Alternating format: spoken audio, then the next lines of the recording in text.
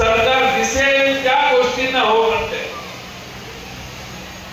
अमोल कोल्हेजींच्या भाषणामध्ये तुम्ही ऐकलं असेल की किती देणी सरकारची राहिलेली आहेत, सरकारच थकबाकी केले।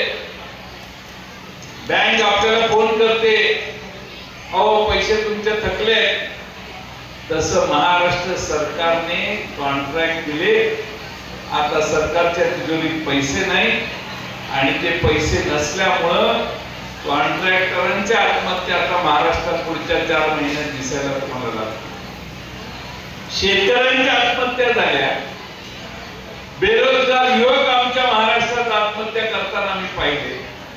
आता हे महाराष्ट्रातले कॉन्ट्रॅक्टर ज्यांना पैसे सरकारने देतो म्हटले आणि दिले नाही, त्यांच्या कदाचित आत्महत्येचं प्रमाण महाराष्ट्रात वाढलेलं दिसेल, कारण सरकारी तिजोरीतला सगळा पैसा यांनी फस्त केलेला आहे।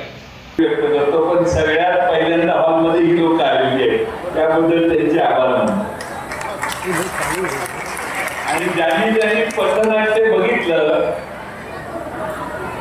त्यांना लक्षात आलं असेल की महाराष्ट्रामध्ये काय झालं।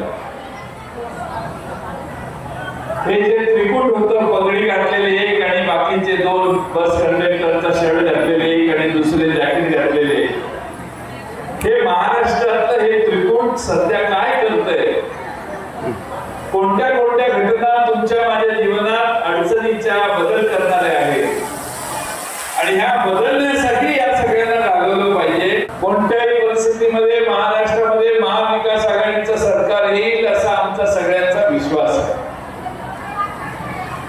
लोकसभेच्या निवडणुकीत आपण 48 पैकी 31 जागांवर भाजपचा पराभव केला। 5-6 जागा त्यांनी जवळपास विकत घेतल्या असं म्हटलं तर चालेल, एवढा प्रचंड खर्च निवडणुकीत समोरची लोक करतात। पण महाराष्ट्रातली लोक कोणत्याही दबावाला, पैशाला, कशालाही बळी पडली नाही। आता निवडणुकीत आपला पराभव झाला, आता पुन्हा सरकार टिकवायचं कसं, म्हणून सरकारने मगाचपासून ज्या वेगळ्या गोष्टी आमच्या सरकारने सांगितल्या त्या सगळ्यांसाठी तिजोरीचं दार उघडून ठेवलेलं आहे, बाजूला काढलं। तो येतो ना, सरकार दिसेल त्या गोष्टींना हो म्हणते। अमोल कोल्हेजींच्या भाषणामध्ये तुम्ही ऐकलं असेल की किती देणी सरकारची राहिलेली आहेत, सरकारच थकबाकी केले। बँक आपल्याला फोन करते, अहो पैसे तुमचे थकले। तसं महाराष्ट्र सरकारने कॉन्ट्रॅक्ट दिले, आता सरकारच्या तिजोरीत पैसे नाही आणि ते पैसे नसल्यामुळं कॉन्ट्रॅक्टरांच्या आत्महत्या आता महाराष्ट्रात पुढच्या 4 महिन्यात दिसायला तुम्हाला लागतील। शेतकऱ्यांच्या आत्महत्या झाल्या, बेरोजगार युवक आमच्या महाराष्ट्रात आत्महत्या करताना आम्ही पाहिले। आता हे महाराष्ट्रातले कॉन्ट्रॅक्टर ज्यांना पैसे सरकारने देतो म्हटले आणि दिले नाही, त्यांच्या कदाचित आत्महत्येचं प्रमाण महाराष्ट्रात वाढलेलं दिसेल, कारण सरकारी तिजोरीतला सगळा पैसा यांनी फस्त केलेला आहे। आपल्या धुळ्याला आले होते की नाही माहित नाही, पण ते आले असतील तर त्यांच्या त्या कार्यक्रमाचा खर्च 4 कोटी झाला असेल।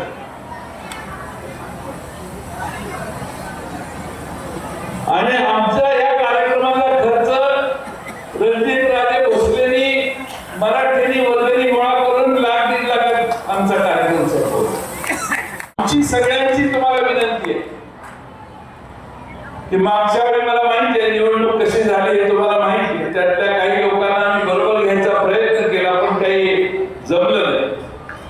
सगळ्यांच्याच कुठल्या आणि अशा काय जमणार असतात असं नाही, पण आता पुन्हा उद्याच्या निवडणुकांमध्ये एक सक्षम नवा चेहरा आपण या निवडणुकीत पुढे करण्याचा प्रयत्न करू। आम्ही शिवसेनेशी बोलतोय, काँग्रेस पक्षाशी बोलतोय, पुढच्या 2-4 तारखेपर्यंत काही ना काही निर्णय होईल आणि आपल्याला सगळ्यांना कामाला लागायचंय। या महाराष्ट्रातलं भ्रष्ट सरकार बाजूला करण्यासाठी आपण सगळ्यांनी ताकदीने एकसंघ राहून काम करूया।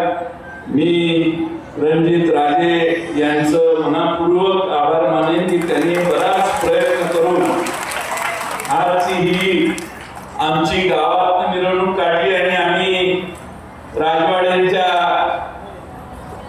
संशोधन केंद्राला भेट दिली, इतिहास जतन करण्याचं काम किती उत्तमपणाने तिथं झालंय हे बघितलं.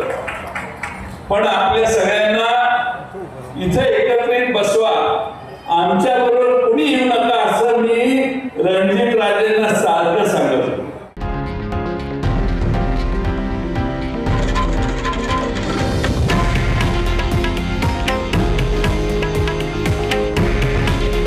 हे आहे देशातील नंबर 1 न्यूज नेटवर्क आणि आपण पाहत आहात TV9 मराठी. काळजी तुमची, हित महाराष्ट्राचं.